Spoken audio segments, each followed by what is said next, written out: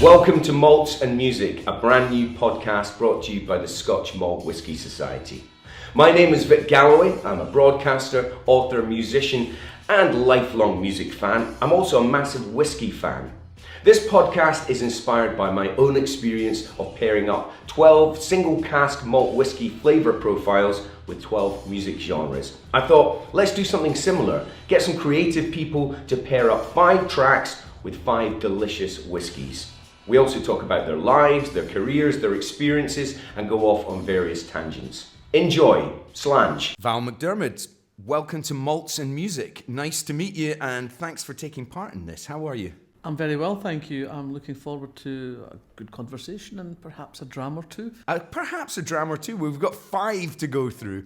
Do you have the ambulance on standby? We've got the paramedics just waiting outside, ready for... No, don't feel that you have to finish absolutely every dram. But if you do want to, please go ahead.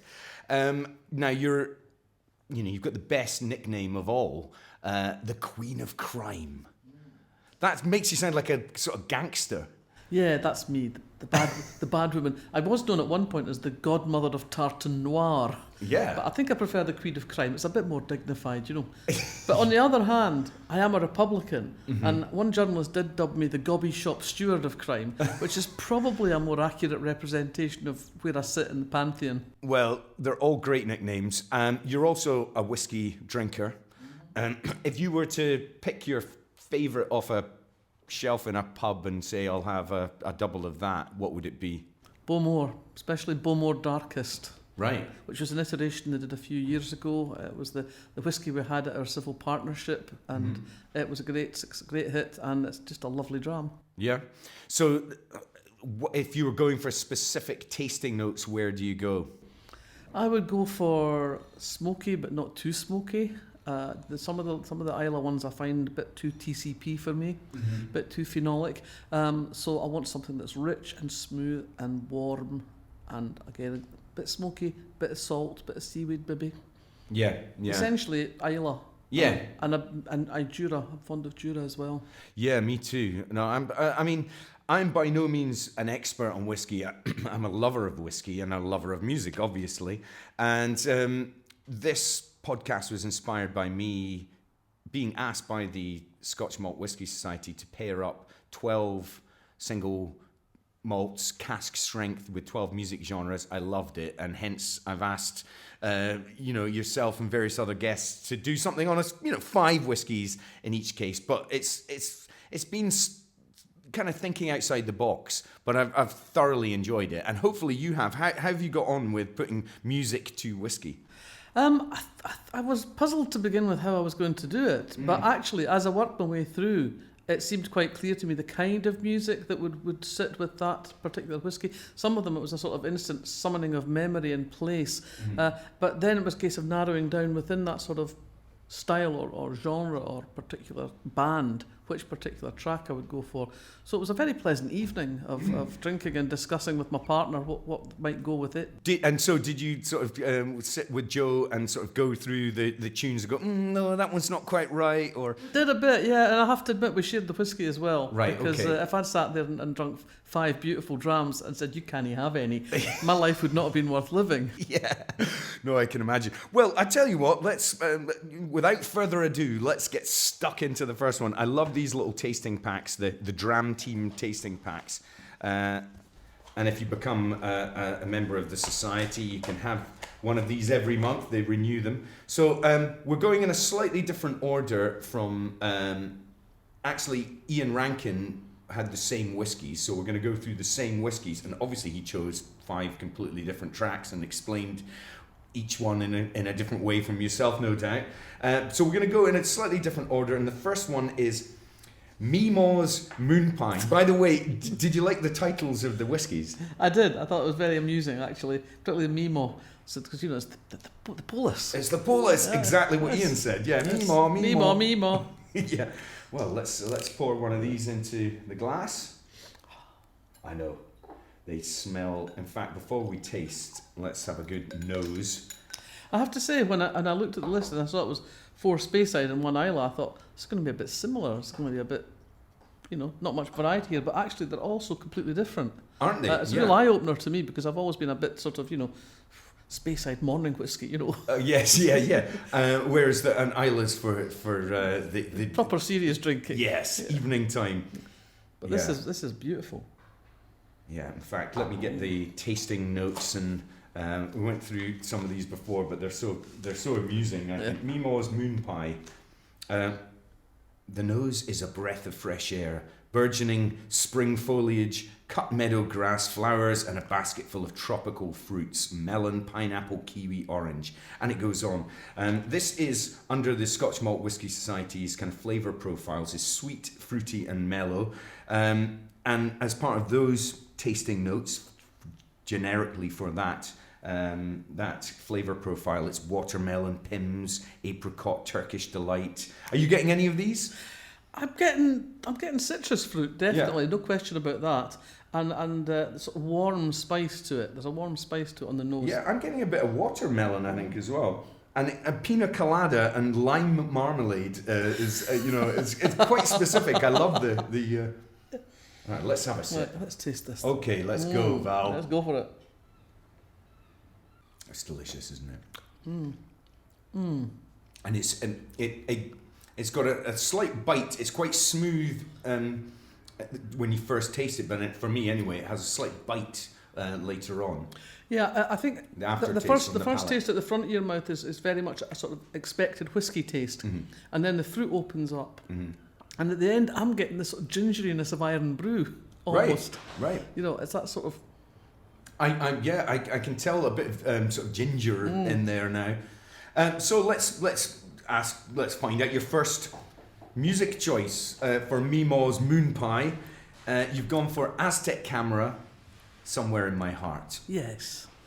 Well, this is a whiskey that made me think about my youth actually, and I've been thinking about my time in Glasgow quite a bit lately because my novel 1979 is set in Glasgow, and I was working in Glasgow in 1979, and this sort of reminded me of sitting in Kelvingrove Park on a summer's day, and the waft of curry spices from the Indian restaurants just on the breeze and the light breeze, and so you had that sort of grassiness and the fruit of what you were drinking, and as I say, that smell of curry, and it just took me right back. It was like a wee time machine. Combination of the whiskey and the track just took me right back there. Well, I mean, Somewhere in My Heart, it has to be.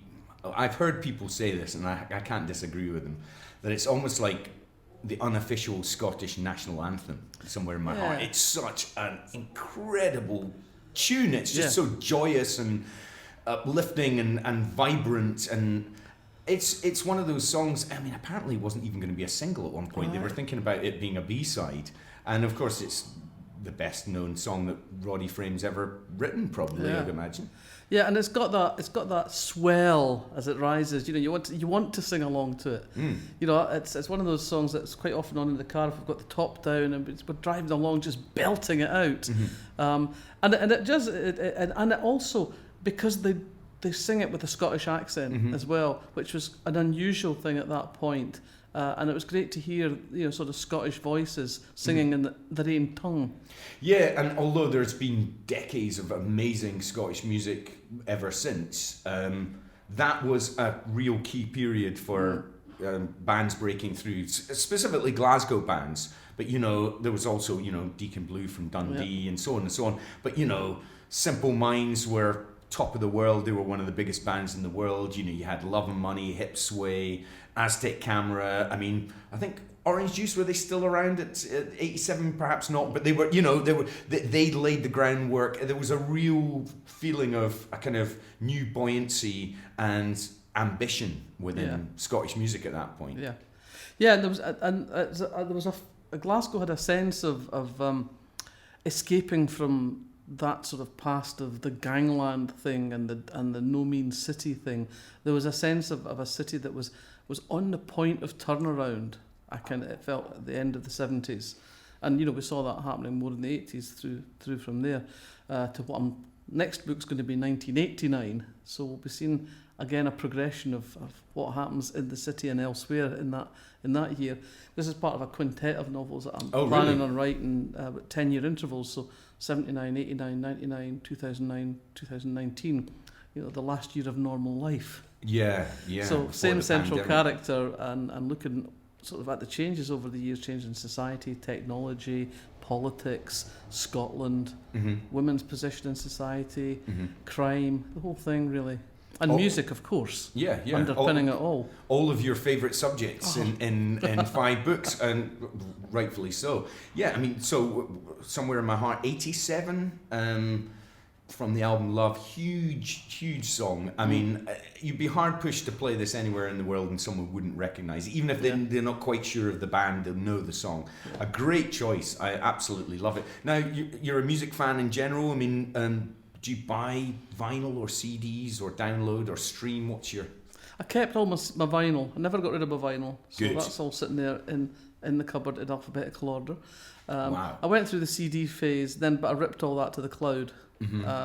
So I listen to stuff that I've got in the cloud. I listen to stuff on Spotify so I can explore new artists and discover new things.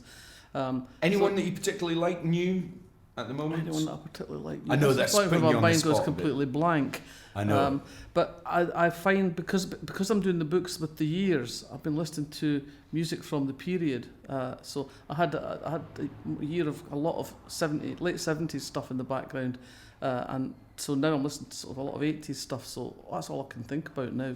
Yeah, no, fair enough. That's, But the 70s stuff was... I'd forgotten how good the late 70s music was, really. I think, a lot of Blondie in there, obviously. Oh, yeah. No, absolutely. I was lucky enough to meet Blondie, Clem Burke, Chris Stein and Debbie Harry and interview them once, and it was an absolute thrill. Yeah. I mean, I'm not going to lie. Debbie Harry was the ultimate pin-up for me. Yeah, me too. Debbie Harry kissed me right there. Oh, really? Right there. Not on the cheek... Right there in the corner of my mouth. Oh, that's it. And Clem Burke gave me his drumsticks. Oh, fantastic. It's just like one of the best nights of my life, really. Yeah, that's great, isn't it? Yeah. I'm lucky I've met a few of my absolute heroes. Well, you would in your line of business, yeah. Well, it's one of the perks of the job, but it's not one of the perks of the job if they turn out to not be nice. They can often be divas or rude or unappealing in one way or another, but Blondie were lovely, I'm delighted to say. It's nice when you meet your idols and they turn out to be nice people.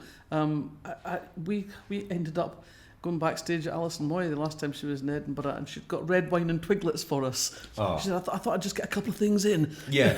And it was just like you were dropping in your best pal, And you were kind of inside, you're going, you're my hero. Yeah. Well, we've got an Alison Moyet track later on. We'll come to that. That's dram number 4. So, I may not be able to speak in sentences by dram number 4. Yeah, I'm not sure. I mean, do you want to add? Feel free to add some water. We've got these little water jugs here. Well, these are cask strength whiskies. These are the real thing. I mean, these are very strong whiskies. Yeah. Well, shall we move on? We don't. I mean, I'm just going to add a wee splash to this. Yeah. And then retaste it. The trouble is my sips tend to be quite large, so because I remember many years ago a friend of mine saying very pompously that one has to always add water to a malt whisky to release the volatile esters. And she's some lassie, that ester. Yeah. It does. I mean, it's whiskey fanatics out there listening to this, watching this will know that water changes the flavour, the complexity, and it really does. But that brings the fruit out much more. Yeah. Very definitely, you can taste the sort of melony, pineapple-y grapes almost. Yeah. Would you, as a music fan, you go to? I mean, obviously not during the pandemic, but would you go to gigs and festivals? Do you like live music? Do you go to record shops and buy bits of vinyl still? I don't do that so much these days, to be absolutely honest, and that's mostly because I don't have time. Yeah. My time gets squeezed because of the writing and all the things that go with that these days. Writers don't just get to sit in a room and write anymore. We have to go and do stuff. So I get to things less than I used to, but I do still enjoy it when I get to go and see somebody that I like. And sometimes the worlds of literature and music combine. I've found that as having written a couple of books and also going to book festivals just to see people talk about their books and often chairing things and so on. That those two worlds are colliding like never before. Yeah, I think there's an awful lot of writers who really wanted to be rock stars. Ian Rankin basically admitted as much in the last episode. So. Well, you know, I mean, I wanted to be Joni Mitchell, but I didn't have the hair, you know. Well, you know, I'm sure Joni Mitchell would love to have written however many 35, 36 books. Yeah, probably, yeah. But then she can paint as well. I mean, she's just showing off now. Yeah. Well, she's got enough talent going on. Aye. We'll leave her with that. Yeah. Well, I am actually going to finish this. I'm going to have a slug of water, and then I think we should move on to a second dram and your second piece of music. Our second dram is Cleanse the old palate. apple aperitif. Yes. I love the little bottles as well, the single dram bottles. So this is Society Cask number 39.209. So that's Distillery 39 and Cask 209 apparently. And it's only 56.5 ABV, so we'll be fine perfect with for this this one. time of the day. This is part of the flavour profile light and delicate. And just a little bit of the description. A delicate, clean, fragrant, fruity and subtle sweet aroma of crispy apples, like those in a Somerset apple eau de vie, greeted us. On the palate, the apples did not fall far from the tree. Fizzy, sour sweets, turnover, comfit, crumble, strudel and pie.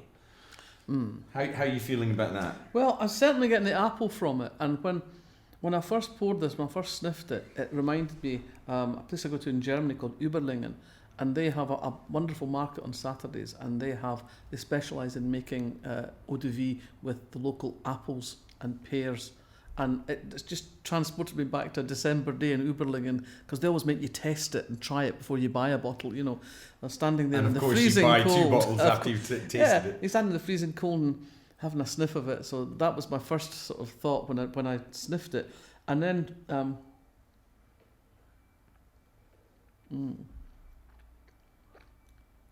Yeah, the nose is very appley, isn't it? It's like a Calvados, more than an eau de vie. It's like a Calvados. It's got that roundness of flavour and that fullness that you get with a good Calvados, but it's still very distinctly a whiskey. It's interesting because the undernotes are always the whiskey notes. You're not be confused that this was something other than a whiskey you were drinking. So it's lovely, and I have to be honest. This again was another time machine for me. It took me back to the summer of '76. Which was the glorious summer where it just the sun went on shining and shining and shining, and it felt like it would never end. And I was working down in Devon at the time. I was a trainee journalist down in Devon, and the weather was fabulous. It was so hot, so sunny. We had standpipes in the street. They were running out of water. I used to go swim. There was an open-air swimming pool on Plymouth Hoe, and I used to swing round by the Hoe in the morning before I went to my work for a swim to kind of wake me up and refresh me. And it just seemed to go on endlessly. And because I was working for a local paper, I was learning my craft. There was all the sort of daft wee local stories that you have to do. And one of the things we had to do was cover village cricket. Now, what I know about cricket, you could fit comfortably on the back of a postcard, right, with room for the address. right. And so I used to regard this as being a sort of very bizarre assignment, but I would go off on a Saturday afternoon to village cricket grounds and sit in the long grass with a jug of cider and pay very little attention to what was going on in front of me. And then at the end of the afternoon, I'd go and find the club secretary and get all the details that I needed to have for my match report. So for me, it was just a glorious way to pass the time with a jug of cider and a bit of sunshine. Are you a fan of cricket to this day? No. But I'll tell you what, that's a great journalistic tip as well. If you are asked to cover something that you're not au fait with, then find someone who is and get the right lingo and jargon, and suddenly you're very knowledgeable about it. Yeah, and this was the ciders that we got down there at that time. They were not like the ciders that you buy, in the supermarket now. They were farm ciders. They were often cloudy ciders, and they tasted amazing. This just brings me back to that sort of, the long grass, the cider. It's mostly still ciders as well, and the sunshine, and it was beautiful. Yeah, I don't know Devon so well, but I know Somerset relatively well, and I love it down there. And I've got family there now, and my girlfriend has family there as well, and we got friends and so on. And we were only there fairly recently for a little break. And yes, I go for what's the local flat, scrumpy type thing. Yeah. And they say, watch out, you only have 1 point of that. It's like 11% that or whatever, but delicious. And you taste the apples rather than that kind of slightly synthetic fizz that you get. I shared a flat with 3 other trainee journalists, and we had no money because their wages were pitiful. But on a Sunday we'd go to the pub and we'd have a pint in the pub, and then we'd get a gallon jug to take back to the flat, and we'd sit around the flat on a Sunday afternoon watching black and white films on the telly and working our way through this jug of cider, feeling very happy with the world. Yeah. So to pair with the apple aperitif, you've gone for, it's the perfect song for what you've just described. Mungo Jerry in the Summertime. Yep. One of the most successful singles of all time, I've heard. I've heard that it sold over 30 million copies. I mean, wow. I'm sure it may well be way beyond that, and with streaming, it'll have streamed hundreds of millions of times. But a huge song. I mean, and it came out in 1970, so the fact that in 76 it was still on rotation. Very much. And it's a perennial one, isn't it? Like a good whiskey, it's perennial. It lasts forever. It doesn't go off, it doesn't wear out, it doesn't lose its charm. Apparently, what's his name? The Ray Dorset, I think, the main guy. He apparently wrote it in 10 minutes. It's one of those annoying. I sort of like picked up a rubbishy old guitar and kind of knocked it out on my lunch break, and it will have made his life. Basically, that song. Yeah. But that's often the way, isn't it? With music, particularly, the best stuff comes really quickly, and the stuff you labour over for months, weeks, never quite takes off. It sits a bit flat. How does that compare to writing? Well, I think for writing it's a different element involved, because I think the real key of writing well is rewriting, being willing to go back and rework it. But again, you have to know when to stop. It's possible to overwork something and then it gets overcooked and it again sinks like a souffle that's been left outside the oven for too long. And so it's that thing of knowing how to fix it, how to make it better, how to polish it, and also how to walk away from it, how to step back from it. And I think that's with a piece of music, with a song, you can tell very quickly when something's gone too far, when it's not right, and you can go back. I think with writing, if you go too far, it's sometimes very hard to get that flame back again. And I think I never know. I'm never happy at the end of a book. I never think I've got it right. I never think I've nailed this one.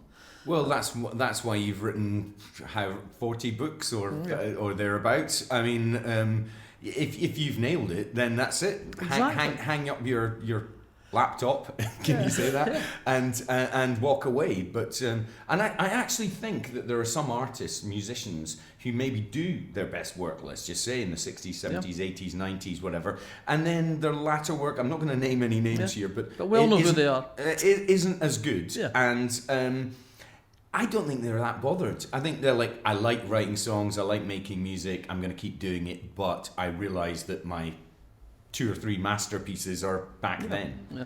And I think that's often the case they say with musicians and mathematicians, your best work's usually done by your mid-30s.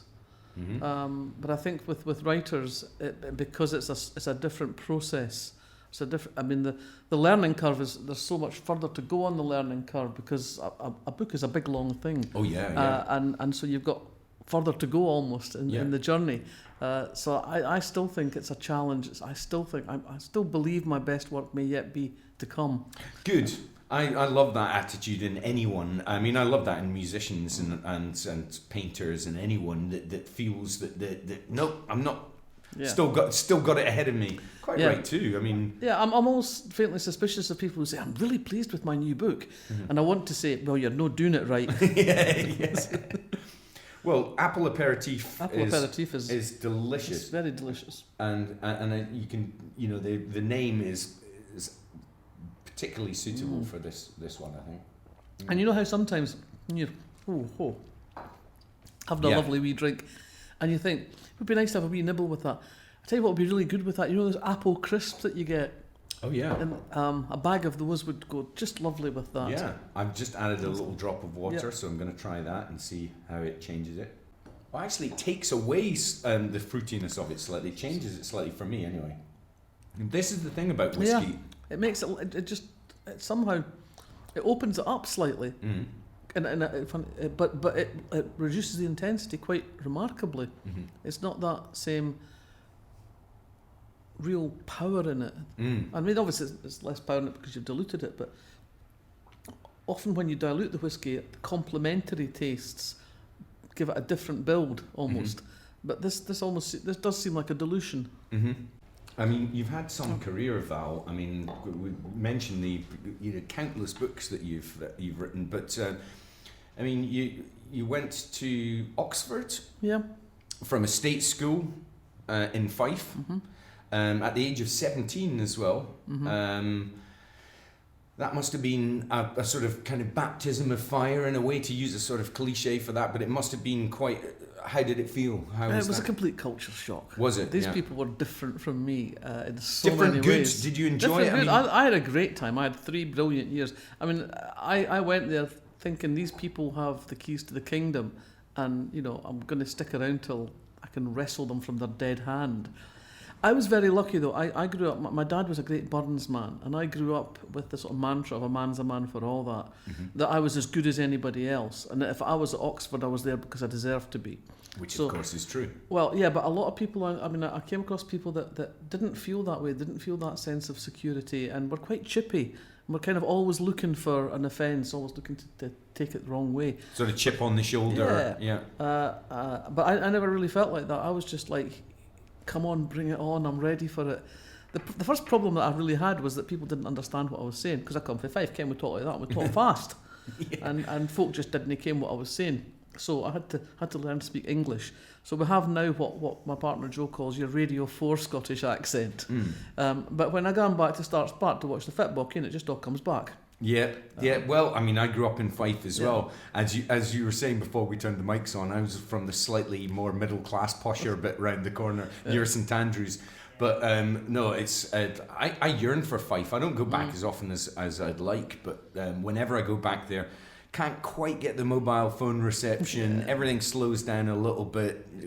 We were in a very rural village growing up, and it just makes me relax. And I ken the chippies and all the rest of it. It's great, and it's just being back there just immediately relaxes me. And I'm glad you say that about a man's a man for all that, and not feeling like you had a chip on your shoulder, because I think that's the best way to be.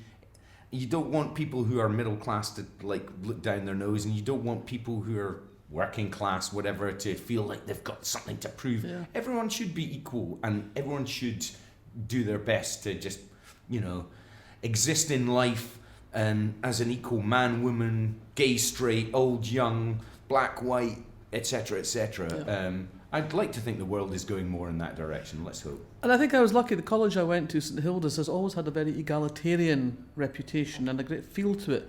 I mean, I know friends at other colleges who, like some of the men's colleges were just hideously riven with, cliques and little sets, like the Bullingdon Club. Right, and of course. That kind of, I'm allowed to say wanker. I think you can say wanker in a podcast. And St Hilda's wasn't like that. I mean, on my corridor in my first year, and I was pals with the daughter of a duke, and literally the daughter of a duke and the daughter of a lorry driver, and there was genuinely a sense that you were judged by the quality of your discourse and the quality of your argument.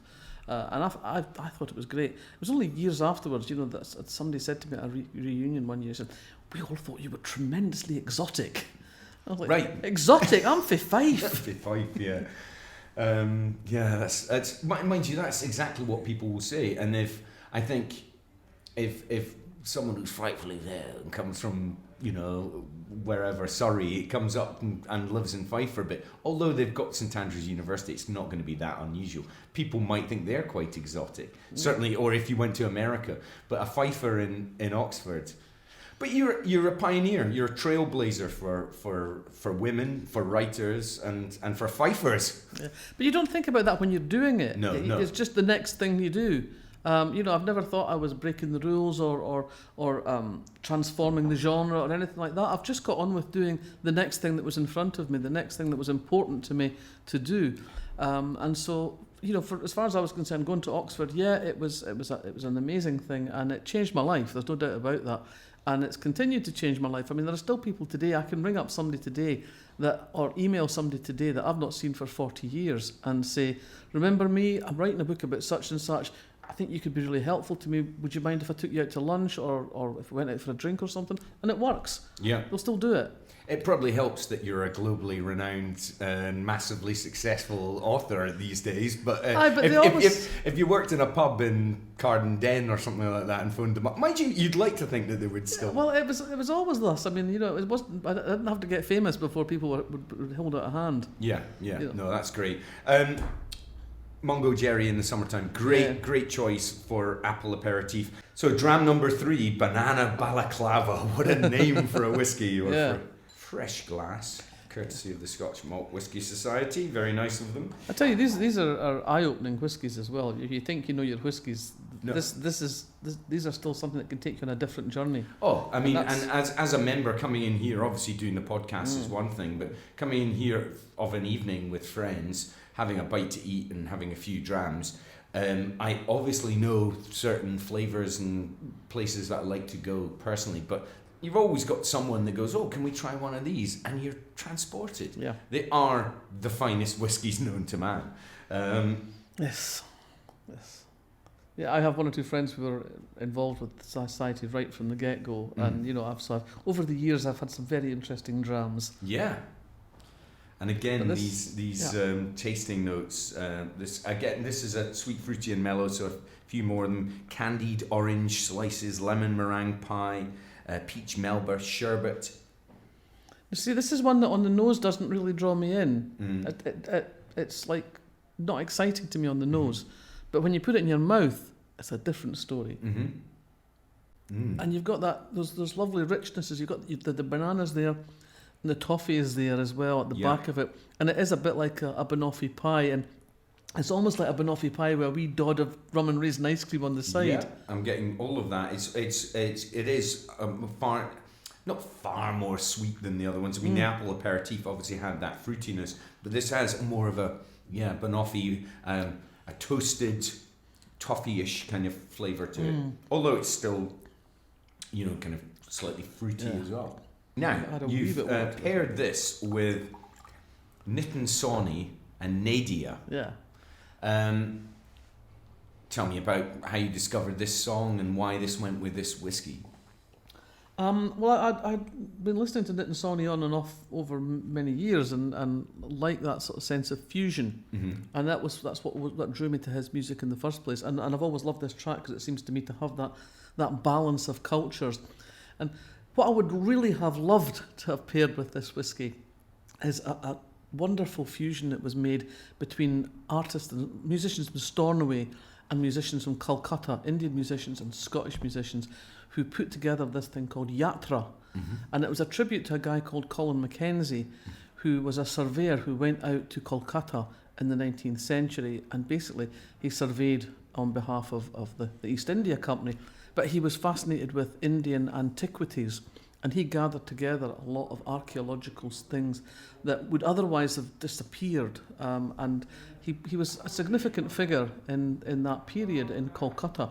Now, I was lucky enough to be at the Kolkata Literary Festival a few years ago with my very good friend Abir Mukherjee, whose family come from Kolkata. And he, of course, knows it very well.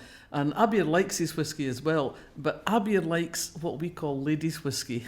Right. And it's a very Bengali thing. They all like the space size, the light space Oh, I size. see. Is that what you... And we tease him. We always tease him saying, "Oh, you like your ladies' whiskey, don't you, Abir? We'll get you to grow up one day." Yeah, here's a Lagavulin, here's something... Yeah. You know. So this whiskey just reminded me of that trip and of Abir and that wonderful, wonderful music. We sat in the courtyard of the museum in Kolkata, open to the stars, and this music was just amazing. It's never been recorded, and I don't know why, but it was just a fantastic... I had never really thought about a fusion of Scottish traditional music and Indian music, but actually the note progressions, the progressions within the music are surprisingly similar. They work really well together. And in the absence of that, I thought, well, I'll go with something that will remind me at least of the joy of that kind of fusion, and that's why I went with the Nitin Sawhney. Yeah, Nitin Sawhney, I mean, globally renowned artist, and this has a sort of almost drum and bass kind of flavour to it, and certainly in the beat and the tabla and the and the tabla as well. It's from the album Beyond Skin, which is late 1999, I think. And wonderful vocal. It's sang in a Hindi dialect, but I don't know what she's singing. Doesn't matter, does it? No, it really but it's very evocative. Yeah. I'm with you on that kind of fusion as well. I mean, it can be done badly, don't get me wrong. There's a lot of jazz fusion that leaves me a little cold. But if you get the kind of elements right, I think that's almost some of the most exciting music that can be made. When ground is broken like that, you take one genre and another genre, or two or three different influences, sort of meld them together, and something new comes from it. And this is definitely one of those tracks. And this is a perfect whiskey for that sort of Bengali blend underneath the stars. I wish I'd had some that night, you know. Would have made a great night even better. Yeah. Apparently, I mean, India now is a huge market for whiskey. Tell me a bit about your personal journey with single malts and so on. And when did you first become aware of single malt whiskey, and when did you first start liking it? Well, when I was a teenager, really the whiskey of choice that people had, the classy whiskey, was Grouse.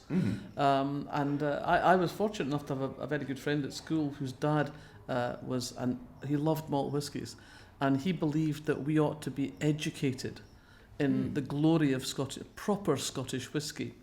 And so from the age of about 16 onwards, whenever I was round at her house, which was fairly often because I used to hang out with her and her siblings a lot, and we'd be playing a game of Monopoly, and Sandy would come into the room saying, "Now, here's something from the Scotch malt whiskey I think you should try." And so we worked our way in small quantities around the Highlands and the Lowlands and the Islands, and he explained to us the qualities of the whiskey and then let us try them, and that gave me the taste for it. There's no doubt about it. You know, after that there was no going back to a Bells and Lemonade. No, absolutely not. It's for people who haven't gone into that world yet, it's difficult to explain it other than it's like two different kinds of experiences. They're almost not comparable, really. What an education! That's great. Fabulous. Yeah, and for years afterwards, you know, whenever I was back in Kirkcaldy at Hogmanay, I'd go round their house for an evening, and Sandy would produce the latest bottle that he'd acquired and talk us through it, and would have a few drams and a good catch up, a good blether, and his generosity was extraordinary. You know, a bunch of callow teenagers, and I mean, he was a teacher, so he felt that his role was as an educator, that he should educate our palates as well as our minds. Oh, I mean, fantastic. you must have been relatively well behaved as teenagers then, because I'm not sure any parent of any friend of mine would have given us, you know, cask strength single malt whiskey when we were teenagers. We would have been bouncing off the walls, which we were already doing, you know. But yeah, I think I mentioned it to Ian. It was Glenmorangie and Glenfiddich would have been the first kind of generic malts I had. I like both of them, by the way. I still think that a good bottle of either is as good as anything else. But it took me a little while to sort of find my way into it. And of course, I think the Islas, when you start getting into that slightly more medicinal TCP, heavily peated stuff, then you realise it's a completely different liquor altogether. Yeah. But I think one of the things that he was also concerned about was teaching us to drink responsibly. So, Yeah, oh, and, good, and great. that one of the ways to teach people to drink responsibly was to give them good liquor. That you were savouring it for its own sake, not just to get hammered. Yes. I mean, getting hammered was a totally different thing. We went down the Harbour Bar and drank Carlsberg Special. Yeah. But when we were around his house, it was about appreciating what was put in front of you. Yeah. It was about the pleasure of the drinking, not the state of getting drunk. I think I'd like to think that there are more and more people taking that on board nowadays as well. I mean, you don't come to the Scotch Malt Whisky Society to get hammered. You know, you come here to sip the finest whiskey known to man and have a nice evening and discuss things and be in these wonderful surroundings. It's nice being in the vaults in Leith as well. Yeah. It's a great place. And there's obviously Queen Street, and there are societies all over now, Glasgow and London and you know. And We had a celebration here actually for the paperback of The Mermaid Singing, which had won the Gold Dagger in hardback. And when the paperback was launched, we had an evening here, and the people from London came up. Oh, and wow. it was tremendously impressive. Yes. Fabulous. Who knew whiskey was this good? Yeah, I do like it when friends of mine from London step off the train and I meet them in Waverley, and then we walk out and they go, "It's warm here," and look, the sun's shining, and as if to say, you know, they're expecting it to be bleak and everyone to be dressed in kilts and holding claymores. Okay, it's quite often bleak. I'll give them that. Yeah. But You know, so's England. yeah, You know. yeah, England can be very, very bleak indeed. Have you ever been in Norfolk on a February day? Jeez, yeah, that's no fun. yeah. Well, yes, Nitin, Sawhney and Nadia from the album Beyond Skin, a great choice, and thank you for those, like, evocative. I feel like I'm in Calcutta, even listening to you, which is, I suppose, your gift as a writer as well, is being able to paint these pictures with words. I'm going to put that one to the side, although the trouble is with this podcast, Val, is that there's a danger that you can drink 5 full drams. You're being far more responsible than me. You know, like, I know how dangerous it is to just knock them all back, and by the last one, I'll be saying, this is a really lovely whiskey. Yeah. I don't know how it tastes or anything like that, but it's lovely. There's something about these that are uplifting. Yes. You know, this drinking these whiskies, I don't feel like I'm being sort of pulled down by the sort of heady alcohol in them. They're sort of zingy. Yeah. Let's move on to dram number 4, which is hilariously entitled Bittersweet Christmas Stocking Treat. So obviously that gives you a kind of an idea of what it might be like straight off.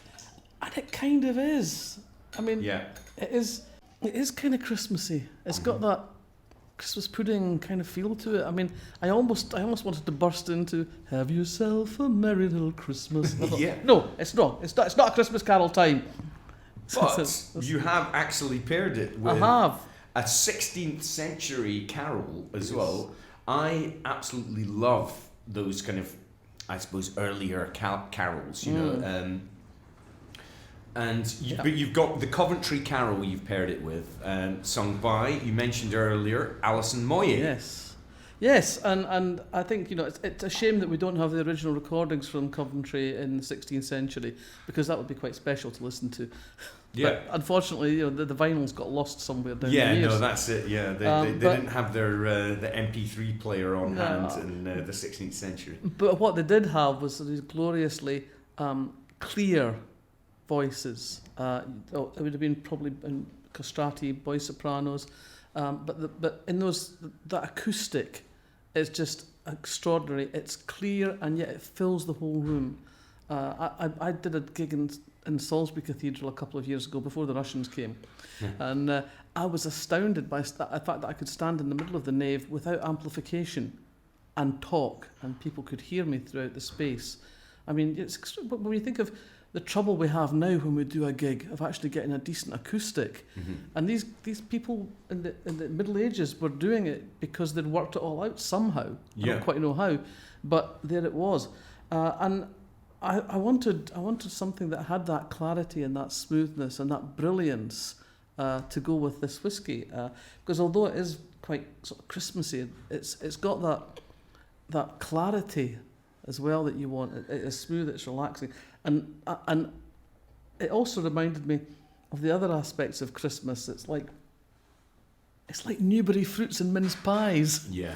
You know, you bite into the Newbery fruits and the liquid fruit fills your mouth. And it's got that to it. It's funny how some people don't like the Christmas flavours. Yeah. I have to stop myself because I will eat boxes of mince pies and every kind of fruit laden pudding going. I absolutely love all of the spices and flavours of that time. It's funny you mentioned Salisbury Cathedral. I was there recently and I'd never been. I thought Salisbury was beautiful, by the way. And I saw Magna Carta, one of the 4 existing original Magna Cartas, and apparently the best preserved. And I walked around the cloisters and the cathedral, and that sort of natural amplification that's available is superb. Is it the largest cathedral in? The highest England? spire. Right, highest spire, right. But it's an extraordinarily beautiful space. And then they've got that 21st century font. It's the most extraordinary, beautiful font that's kind of like it's like an infinity pool, but it's the font, and it's just beautiful. It starts sitting in the middle of it, but it shows the marriage of the ancient and modern. And I suppose that's what you get with Alison Moyet singing a medieval carol. Well, I didn't know the carol, and I obviously know Alison Moyet, but I obviously didn't know this reading of this performance of the carol. I thought her voice worked particularly well with it. I mean, it's verging on, the carol's verging on that kind of plain song, early music, and I don't think it's quite early music. It's not early enough. It's not early. You know, but it's, you know, and her voice suited it beautifully, I thought, and it's from a Christmas album as well, a very special Christmas. Yes. I didn't realise she'd done a Christmas album in 1987. Yeah. I feel 87's like a crucial year for you because that was the first year that was the year your first book was published. It is, yes. It's also the year my dad died. Oh, was it right? Okay. My dad died 10 days before my first novel was published, so that's always been sort of knocked the guilt off the gingerbread a bit. Yeah. But at the same time, he would have loved the way my career has gone since then, and he would not begrudge me any of that for a second. I wish he was here to see it. Yes, of course. Did he encourage you from sort of to write and to be creative and to follow your dreams? He encouraged me to follow my dreams, to do what was in my heart. He and my mum were both of that generation of really bright working class kids who left school at 14 because their families couldn't afford to educate them. And he and my mum were both determined that I would have a better set of chances than they had. So they always supported me in what I wanted to do in every aspect of my life, really, even when it completely baffled them. And I think that was the case quite often. Sometimes you'd look across the dinner table and you could see them thinking, where did she come from? You know, I think the same thing. My parents thought exactly the same with me. All of that music that they thought was an absolute racket, you turned that into your job, you know. Yeah. I remember one of my aunties saying to me once, she said, "It's just as well you look as much like your dad as you do." What? Right. Yes. Well, there you go. Yeah. Well, I was lucky. My parents just basically went, you have to enjoy your life and you have to do what you want to do. And you have to find a job. Why? You have to have something to fall back on. Yeah, but you have to find a job that you enjoy doing because you're going to be doing it for decades of your life and you're going to be doing it 8, 9, 10, 12 hours a day. So make sure it's something that you're... Yeah. And that, I think, sets me apart from some of my friends who are like, no, you have to get a job, but I don't care if you enjoy it. Make sure it brings in the cash. Yeah. You know? Yeah, I mean, my parents are very much of the view that I should follow my star, do what matters to me, and my dad always used to say the only thing that stands between you and what you want to do is you, and so I kind of took that as a mantra, I suppose, it was always, they always encouraged whatever it was that I was passionate about at the time, whether that was playing hockey or playing guitar or going off to Oxford. I mean, that must have been, I look back at it now and they were, you know, ordinary working class folk for Fife, generations, as I say, generations of Scottish peasantry. And you know, I turned around and said, I'm going to Oxford. Yeah. But they must have been so proud of you doing that. I think it was a mixture of pride and terror. Yeah. You know, that you know, they were afraid for me, and I was going a long way away. I mean, we'd only been to England once we'd been for a week to Blackpool, Right. which really prepared me for the Dreaming Spires. Yes, yeah. Different spires altogether there. Right. So, I mean, I think they were, I think, wary as well for me. But it well, the turned last out done okay. good. Turned the out last okay. done good. Turned yeah, out it turned okay. out more than okay. It turned out brilliant. You know Alison Moyet, the red wine in the Twiglets? Well, we met because we've tweeted each other quite a lot over the years, and when the Brexit referendum went so horribly wrong, my partner Jo, she went off to the shops to get something nice for the tea. I refused to get out of bed, and she saw the sign poster up saying Alison was coming to the Usher Hall. So she went online straight away and bought tickets and came back and said, "You've got to get out of bed because you can't stay in bed till Alison Moyet comes in November." I said, "Oh, okay, right."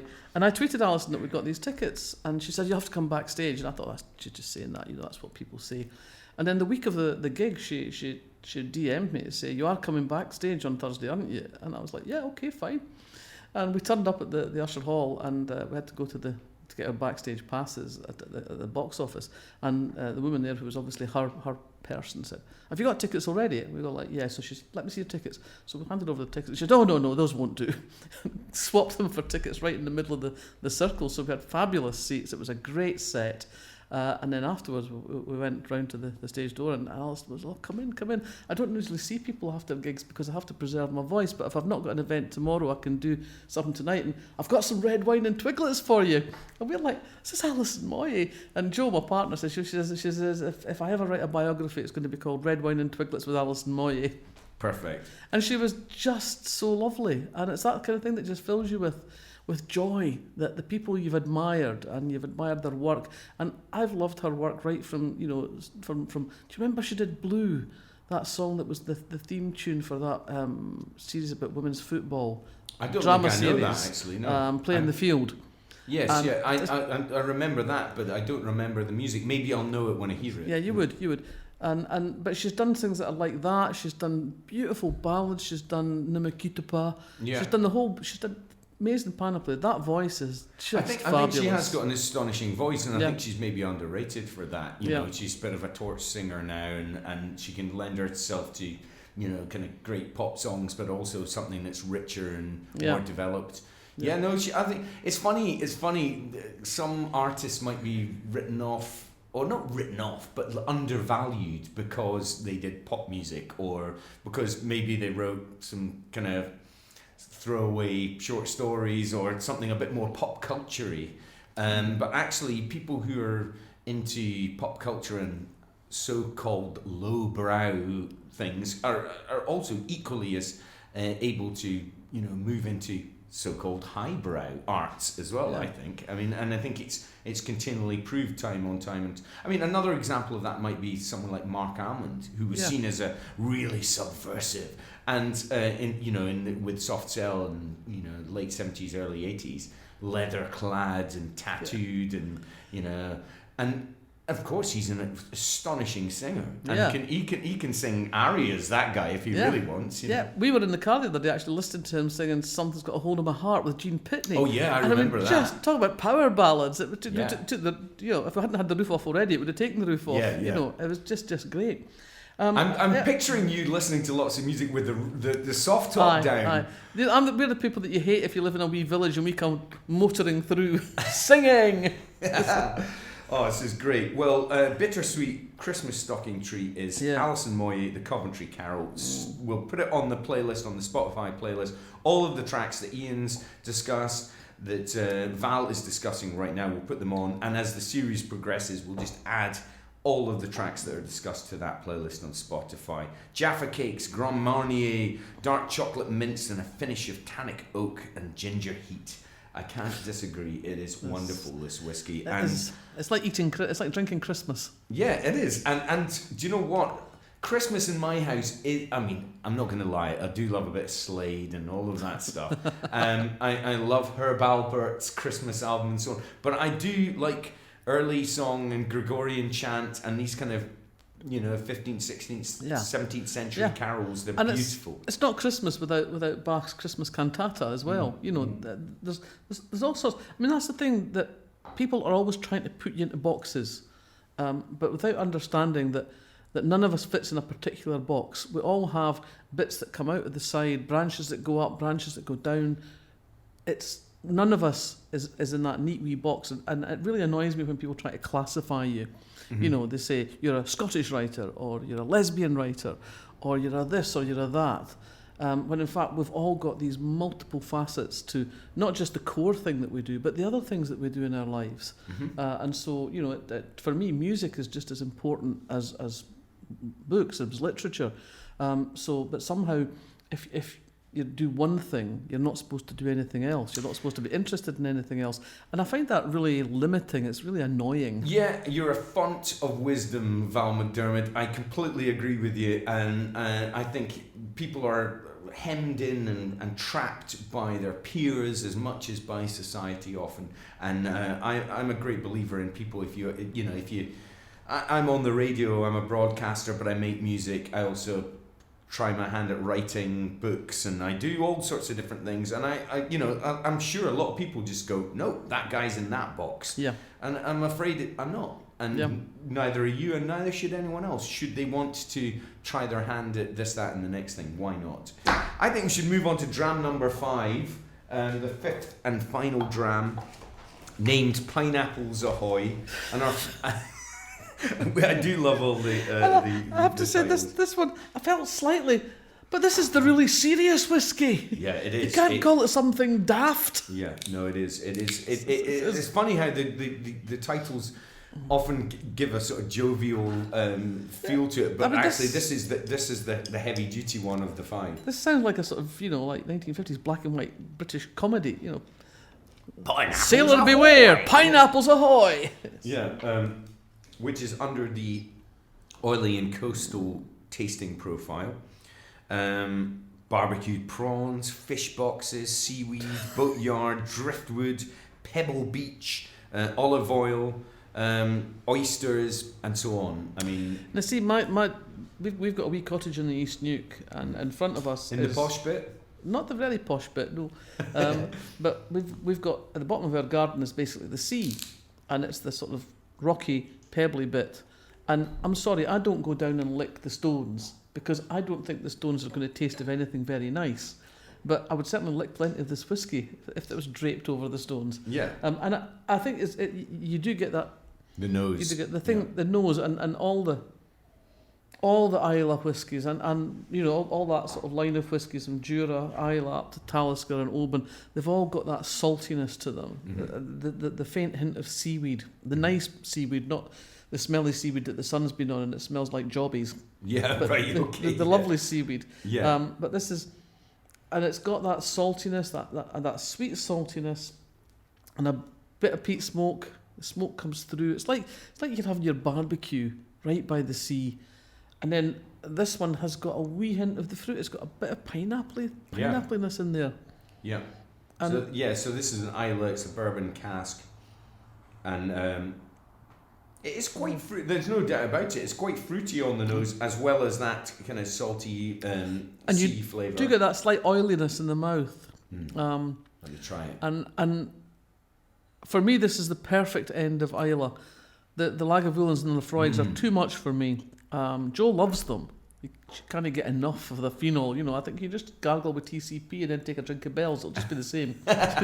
But Ian Rankin was saying that when he a similar question at the beginning, I sort of said, what would you go for? And he's like, I go for the really strong peaty Islays. I think they're a flavour explosion. So maybe if you've had a few beers or something like that beforehand, you want something to just blow your mind. Yeah. But I'm with you. I go into that world, but I don't. If I had drank that all night, I mean, I think I'd go mad, because not to say that I don't love that whiskey, but it's like listening to a barrage of solid punk rock or heavy rock all night. You want a bit of it, you want a flavour of it, but you also need something else in there. But it's just too much for me, that extreme end of it. And I love the sort of Bunnahabhain, the Bowmore, the Ardbeg, Coolaila, all of that. But when we get right up to the hardcore, it leaves me behind. Okay, I'm afraid, but this is lovely. This it is. just It's perfectly lovely. balanced, this one. It And is. you've gone for your final choice. Tell us a bit about Mike Vass and Settled in Clay. Well, I swithered a bit about this one. I thought about a bit of jazz saxophone, John Surman coruscating, wonderful album. Mm-hmm. But then I remembered a fabulous night in Ullapool a few years ago now at the Book Festival, and on the Saturday night, Sunday. Anyway, Mike Vass, the folk musician, had put together a small ensemble, and they'd done a trip in the wake of Neil Gunn. The album's called The Wake of Neil Gunn, and they basically did the same trip that Neil Gunn had done around the waters of Scotland, and made an album out of it, made music out of it, and it was one of those magical evenings, and we were transported by the music into the water and the islands and the landscape, and also, I mean, Neil Gunn sort of committed to his native land, and all that he did in his involvement in the early days of a Scottish national movement, and I just thought this was the perfect setting for this whiskey, which has got that sense of being on the water. I can imagine drinking this as the sun went down on the Western Isles on board a wee boat, and just feeling absolutely at home in my Scotland. Yeah, well, I mean, we both love Ullapool. Ullapool's a wonderful little town, village. People call it a village. It's big enough to be a town, I think. It's the gateway to some of the Western Isles. And to Westeros, yes, as well. Absolutely. It's fabulous. It's spectacular scenery around there. It's a lovely little town. People are dead friendly, and both of us used to go to, although we never crossed paths there, and it's just sad. But to the Lupaloo Festival, obviously Ullapool backwards, Lupaloo.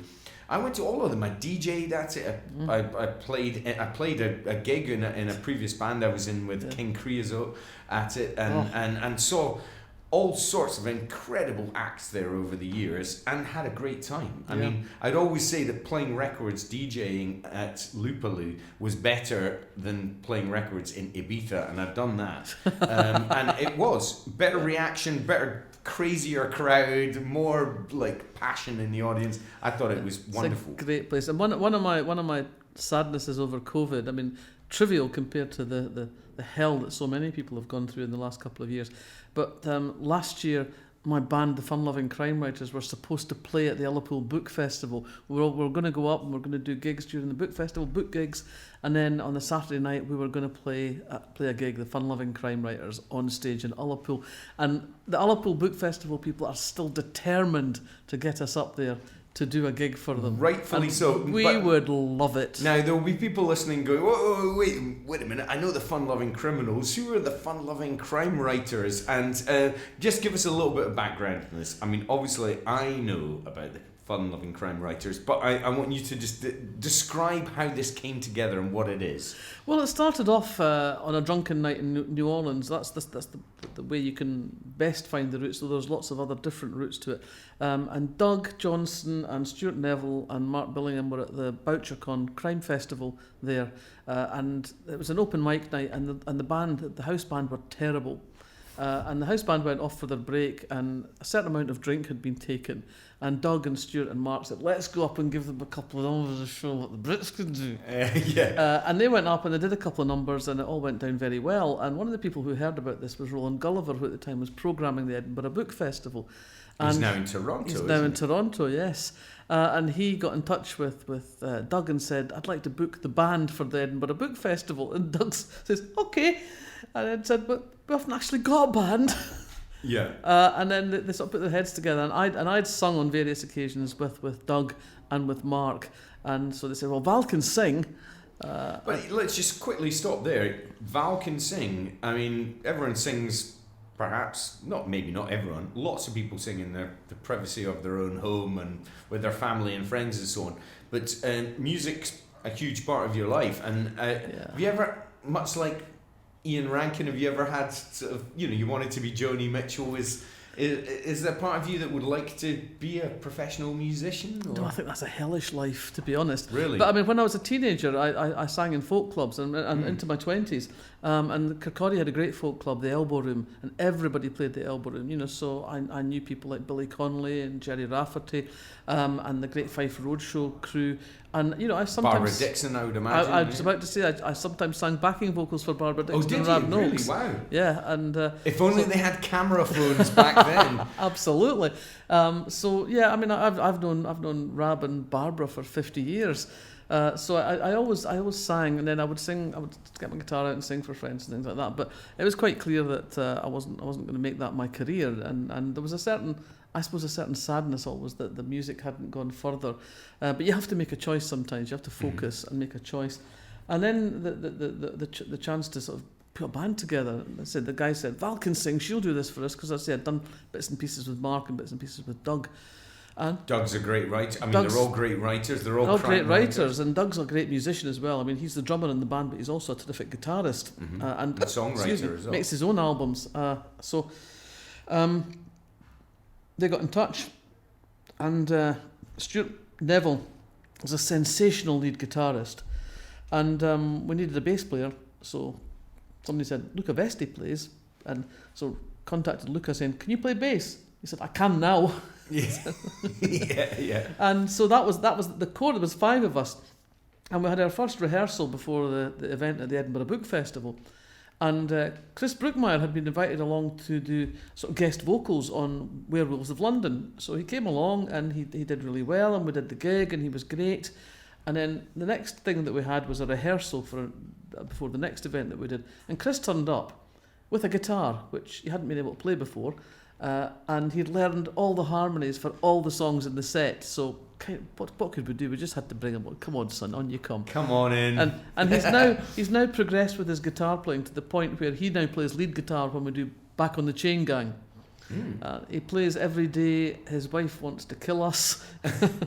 And but is your set picked from particularly lyrical songs that are crime, you know, songs that deal with crimes, yes, they do. Murders, and we do cover versions of songs about crime and murder. Yeah. We made a deliberate choice not to write our own material because that's how bands always break up. Yeah. But we do a whole range. I mean, we start off. The first thing we do is I go out there front a cappella solo doing the Scottish murder ballad "The Twa Corbies," and we crash straight into "I Fought the Law." Excellent. But the night we did our very first event, just before we went on stage, I was in the Author's Yurt at the Book Festival, and I saw my friend Robin Robertson, the poet, and I wanted to just say hello to him. So I went across, and there was a woman talking to him. She had her back to me, and I went, just want to say hi, Robin. Love the new collection, beautiful. And this woman turned, and Robin said, "Val, do you know Maddie Pryor?" And I'm thinking, I'm about to go on stage and do a live a cappella traditional song. And Maddie Pryor is in the house. Yeah. Oh shit. Yeah.